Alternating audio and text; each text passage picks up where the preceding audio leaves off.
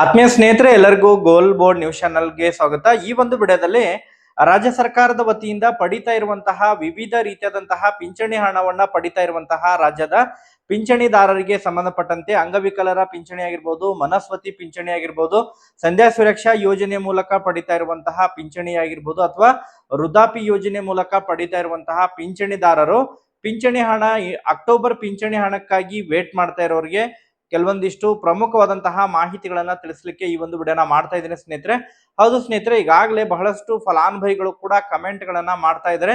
Sir, ನಮಗಿನ್ನೂ ಕೂಡ October ತಿಂಗಳ ಪಿಂಚಣಿ ಹಣ ಜಮಾ ಆಗಿಲ್ಲ. ಕೆಲವೊಬ್ರು ಕೂಡ ಕಮೆಂಟ್ ಗಳನ್ನ ಮಾಡ್ತಾ ಇದ್ದಾರೆ. ಕೆಲವೊಬ್ಬರಿಗೆ 2 ತಿಂಗಳು ಪಿಂಚಣಿ ಹಣ ಜಮಾ ಆಗಿಲ್ಲ ಅಂತ ಹೇಳಿ ಕೂಡ ಕಮೆಂಟ್ ಗಳು ಬರ್ತಾ ಇದಾವೆ ಸ್ನೇಹಿತರೆ. ಅದರಲ್ಲಿ ಕೆಲವೊಂದಿಷ್ಟು ಕಮೆಂಟ್ ಗಳು ಬಂದಿದ್ದಾವೆ, ನಮಗೆ ಇವತ್ತು ಪಿಂಚಣಿ ಹಣ ಜಮಾ ಆಗಿದೆ ಅಂತ ಹೇಳಿ. ಸೊ ಹಾಗಾದ್ರೆ ಇಲ್ಲಿಯವರೆಗೆ ಯಾವೆಲ್ಲ ಜಿಲ್ಲೆಗಳಿಗೆ ಪಿಂಚಣಿ ಹಣ ರಿಲೀಸ್ ಆಗಿದೆ ಅದರ ಬಗ್ಗೆ ತಮಗೆ ಮಾಹಿತಿಯನ್ನ ಈ ಒಂದು ವಿಡಿಯೋದ ಮೂಲಕ ಇನ್ಫಾರ್ಮೇಶನ್ ಅನ್ನ ತಿಳಿಸ್ತಾ ಹೋಗ್ತೀನಿ ಸ್ನೇಹಿತರೆ. ಪಿಂಚಣಿ ಹಣ ತಮಗೆ ಇನ್ನೂ ಕೂಡ ಜಮಾ ಆಗಿಲ್ಲ ಅಂತ ಹೇಳಿದ್ರೆ ಯಾರು ಕೂಡ ವರಿ ಮಾಡ್ಕೊಳ್ಳುವಂತ ಅವಶ್ಯಕತೆ ಇಲ್ಲ ಸ್ನೇಹಿತರೆ. ತಮ್ಮ ಖಾತೆಗೆ ಪಿಂಚಣಿ ಹಣ ಯಾವಾಗ ಜಮಾ ಆಗುತ್ತೆ ಅದ್ರ ಬಗ್ಗೆನೂ ಕೂಡ ತಮಗೆ ಕಂಪ್ಲೀಟ್ ಆದಂತಹ ಇನ್ಫಾರ್ಮೇಶನ್ ಅನ್ನ ಈ ಒಂದು ವಿಡಿಯೋದ ಮೂಲಕ ಮಾಹಿತಿಯನ್ನ ತಿಳಿಸ್ತಾ ಹೋಗ್ತೀನಿ ಸ್ನೇಹಿತರೆ. ವಿಡಿಯೋ ಕೂಡ ತಮಗೆ ಸಹಾಯ ಆಗುತ್ತೆ ಸ್ನೇಹಿತರೆ. ಸೊ ಆ ಕಾರಣಕ್ಕಾಗಿ ಪಿಂಚಣಿದಾರರು ಯಾರೆಲ್ಲ ಪಿಂಚಣಿ ಯೋಜನೆಯ ಲಾಭವನ್ನ ಪಡಿತಾ ಇದ್ರೆ ಪ್ರತಿಯೊಬ್ರು ಕೂಡ ತಾವು ಈ ಒಂದು ವಿಡಿಯೋನ ಕಂಪ್ಲೀಟ್ ಆಗಿ ವಾಚ್ ಮಾಡಿ ಸ್ನೇಹಿತರೆ. ಪ್ರತಿಯೊಬ್ರು ಕೂಡ ವಿಡಿಯೋಗೆ ಒಂದು ಲೈಕ್ ಕೊಟ್ಟು ವಿಡಿಯೋನ ವೀಕ್ಷಣೆ ಮಾಡಿ. ಹಾಗಾದ್ರೆ ಬನ್ನಿ ಸ್ನೇಹಿತರೆ, ಇವತ್ತಿನ ಈ ಒಂದು ವಿಡಿಯೋನ ಪ್ರಾರಂಭಿಸೋಣ. ಸ್ನೇಹಿತರೆ, ಈಗಾಗಲೇ ತಮಗೆಲ್ಲ ಗೊತ್ತಿರುವ ಹಾಗೆ ಪಿಂಚಣಿ ಯೋಜನೆಗೆ ಸಂಬಂಧಪಟ್ಟಂತೆ ನಿರಂತರವಾಗಿ ತಮಗೆ ಮಾಹಿತಿಯನ್ನ ನಾವು ತಿಳಿಸುವಂತಹ ಪ್ರಯತ್ನವನ್ನ ಮಾಡ್ತಾ ಇದ್ದೇವೆ ಸ್ನೇಹಿತರೆ. ಈಗಾಗಲೇ ರಾಜ್ಯದಲ್ಲಿ ಪ್ರತಿ ತಿಂಗಳು ಕೂಡ ಪಿಂಚಣಿ ಹಣವನ್ನ ಆಯಾ ತಿಂಗಳು 5ನೇ ತಾರೀಕಿನಿಂದ ಹಿಡ್ಕೊಂಡು ಆಯಾ ತಿಂಗಳು 8ರಿಂದ 10ನೇ ತಾರೀಕಿನ ಒಳಗಾಗಿ ರಾಜ್ಯದ ಎಲ್ಲ ಅರ್ಹ ಪಿಂಚಣಿದಾರರ ಖಾತೆಗಳಿಗೆ ಪಿಂಚಣಿ ಹಣ ಜಮಾ ಆಗ್ತಾ ಇತ್ತು ಸ್ನೇಹಿತರೆ. ಬಟ್ ಈ ಬಾರಿ ಪಿಂಚಣಿ ಹಣ ಜಮಾ ಆಗುವುದು ಸ್ವಲ್ಪ ತಡವಾಗಿದೆ ಸ್ನೇಹಿತರೆ. ಅದರಲ್ಲೂ ಕೂಡ ಜಿಲ್ಲಾವಾರು ಈಗಾಗಲೇ ಕೆಲವೊಂದಿಷ್ಟು ಜಿಲ್ಲೆಗಳಿಗೆ ಪಿಂಚಣಿ ಹಣ ಕೂಡ ರಿಲೀಸ್ ಆಗಿರೋ ಬಗ್ಗೆ ಮಾಹಿತಿಗಳು ಕೇಳಿಬರ್ತಾ ಇದ್ದಾವೆ. ಕೆಲವೊಂದಿಷ್ಟು ಪಿಂಚಣಿದಾರರು ಕಮೆಂಟ್ ಗಳನ್ನ ಮಾಡೋದ್ರ ಮೂಲಕ ಮಾಹಿತಿಯನ್ನ ಒದಗಿಸಿಕೊಟ್ಟಿದ್ದಾರೆ. ಸರ್, ನಮ್ಮ ಜಿಲ್ಲೆಗೆ ಪಿಂಚಣಿ ಹಣ ಜಮಾ ಆಗಿದೆ ಅಂತ ಹೇಳಿ ಕೂಡ ಕಮೆಂಟ್ ಗಳನ್ನ ಮಾಡ್ತಾ ಇದ್ದಾರೆ ಸ್ನೇಹಿತರೆ.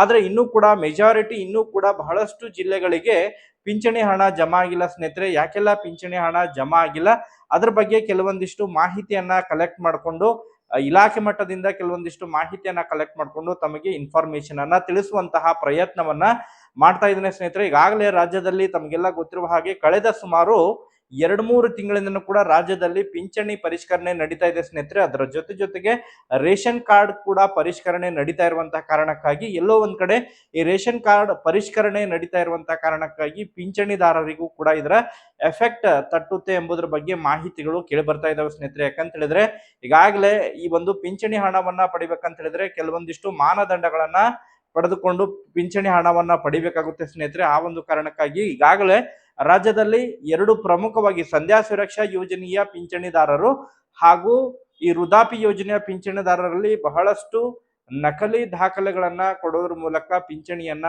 ಪಡಿತಾ ಇದ್ದಾರೆ ಎಂಬುದರ ಬಗ್ಗೆ ಈಗಾಗಲೇ ಇಲಾಖೆ ಮಟ್ಟಕ್ಕೆ ಮಾಹಿತಿ ದೊರಕಿರುವಂತಹ ಕಾರಣಕ್ಕಾಗಿ ಕಳೆದ ಸುಮಾರು 2 ತಿಂಗಳಿಂದ ಕೂಡ ಪಿಂಚಣಿ ಪರಿಷ್ಕರಣೆ ನಡೀತಾ ಇದೆ ಸ್ನೇಹಿತರೆ. ಸೊ ಆ ಒಂದು ಕಾರಣಕ್ಕಾಗಿ ಪಿಂಚಣಿ ಹಣ ಕೆಲವೊಂದಿಷ್ಟು ಫಲಾನುಭವಿಗಳಿಗೆ ಕಳೆದ ತಿಂಗಳು ಅಂತ ಹೇಳಿದ್ರೆ ಸೆಪ್ಟೆಂಬರ್ ತಿಂಗಳ ಪಿಂಚಣಿ ಹಣ ಜಮಾ ಆಗಿದ್ದಿಲ್ಲ ಸ್ನೇಹಿತರೆ. ಬಟ್ ಈಗಾಗಲೇ ಪಿಂಚಣಿ ಪರಿಷ್ಕರಣೆ ಮ್ಯಾಕ್ಸಿಮಮ್ ಆಗಿ ಕಂಪ್ಲೀಟ್ ಆಗಿದೆ. ಬಟ್ ಅದರ ಜೊತೆಗೆ ಈಗ ರೇಷನ್ ಕಾರ್ಡ್ ನಲ್ಲಿ ಪರಿಷ್ಕರಣೆಯನ್ನ ಮಾಡ್ತಾ ಇದ್ದಾರೆ.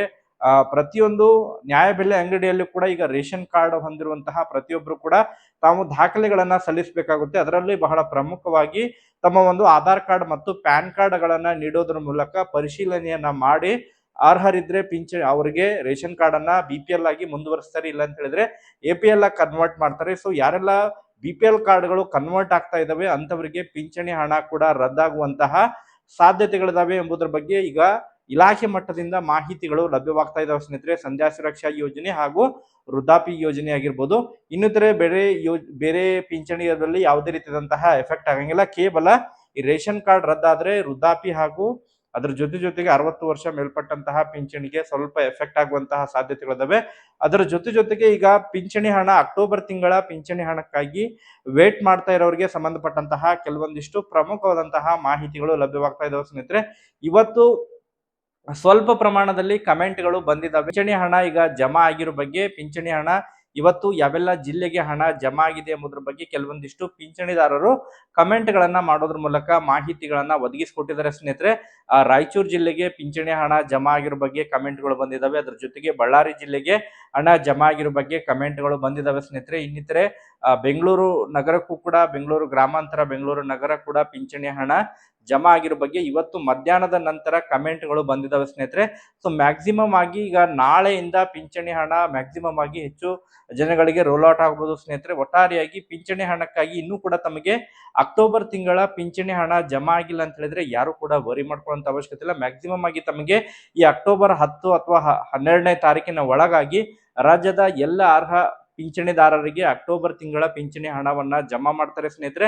ಅದ್ರ ಜೊತೆಗೆ ಪೆಂಡಿಂಗ್ ಹಣ ಈಗ ಯಾರಿಗೆಲ್ಲ ಇನ್ನೂ ಕೂಡ ಸೆಪ್ಟೆಂಬರ್ ತಿಂಗಳ ಪಿಂಚಣಿ ಹಣ ಜಮಾ ಆಗಿಲ್ಲ ಅಂತ ಹೇಳಿದ್ರೆ ಸೆಪ್ಟೆಂಬರ್ ತಿಂಗಳ ಪಿಂಚಣಿ ಹಣ ಕೂಡ ತಮಗೆ ಒಟ್ಟಾರೆಯಾಗಿ 2 ಕಂತಿನ ಹಣ ಒಟ್ಟಾರೆಯಾಗಿ ತಮ್ಮ ಖಾತೆಗೆ ಜಮಾ ಆಗುತ್ತೆ ಸ್ನೇಹಿತರೆ, ಪೆಂಡಿಂಗ್ ಉಳಿದುಕೊಂಡಿದ್ರೆ.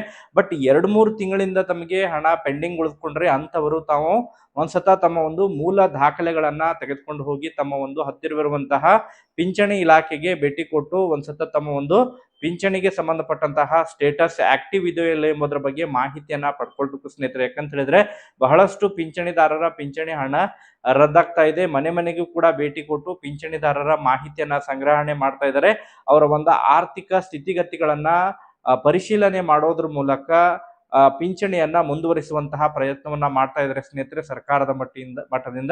ಸೊ ಆ ಕಾರಣಕ್ಕಾಗಿ ಸುಮಾರು ಒಂದು 2-3 ತಿಂಗಳಿಂದ ತಮಗೆ ಪಿಂಚಣಿ ಹಣ ಜಮಾ ಆಗಿಲ್ಲ ಅಂತ ಹೇಳಿದ್ರೆ ಒಂದ್ಸತ ತಾವು ತಮ್ಮ ಒಂದು ಪಿಂಚಣಿ ಸ್ಟೇಟಸ್ ಅನ್ನ ಪಿಂಚಣಿ ಇಲಾಖೆಗೆ ಹೋಗಿ ಭೇಟಿ ಕೊಟ್ಟು ತಾವು ಅದ್ರ ಬಗ್ಗೆ ಇನ್ಫಾರ್ಮೇಶನ್ ಅನ್ನ ಪಡೆದುಕೊಳ್ಳಿ.